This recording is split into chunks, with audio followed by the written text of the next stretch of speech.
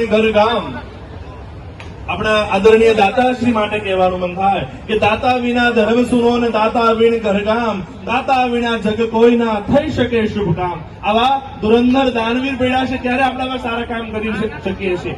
દાતાની દિલાવરી જુઓ, દાતાની દિલાવરી જુઓ અને છૂટે હાથે કરે દાન. દાતા થકી હર કાજમાં ફૂંકાય છે ભાઈ પ્રાણ, દાતા થકી હર કાજમાં ફૂંકાય છે ભાઈ પ્રાણ. આ દાતા માટે આપણે ખૂબ ખૂબ તાળીઓથી વધાવીએ. આપણે બીજું કાંઈ નથી કરવાનું. બગીચો માળીથી શોભે છે,